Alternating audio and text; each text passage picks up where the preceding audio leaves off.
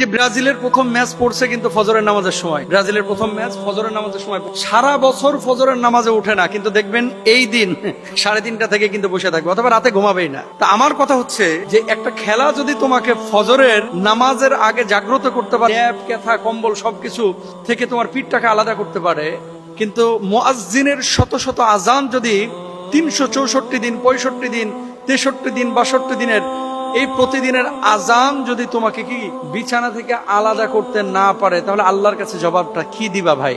আমি যে পয়েন্টটা নিয়ে কথা বলতে চাচ্ছি, যে দেখেন রাত 1টায় আর্জেন্টিনার খেলা, ফজরের সময় ব্রাজিলের খেলা, জার্মানির খেলা হচ্ছে সকাল 8টার সময়। খেলার আধা ঘন্টা 1 ঘন্টা আগে মুড়ি টুড়ি মাখায় নিয়ে আপনি বসতেছেন। সকালবেলা আপনার বাপ আপনার কাঁথা কম্বল থেকে আলাদা করতে পারলো না, আপনার মা আপনাকে চিৎকার করে চেঁচামেচি করে ডেকে নামাজের জন্য উঠাইতে পারলো না। এতদিন আপনি মোবাইলে অ্যালার্ম দিয়ে রাখছেন, আপনারা কেউ আলাদা করতে পারলো না বিছানা থেকে, মানে আপনি ঘুম থেকে উঠলেনই না। সারাটা বছর অনেক যুবক আছে ফজরের নামাজ একদিনও পড়ে নাই, একদিনও না। জবাব আল্লাহর কাছে দিবেন? অস্বীকার করতে পারবেন? হাজার হাজার না লাখ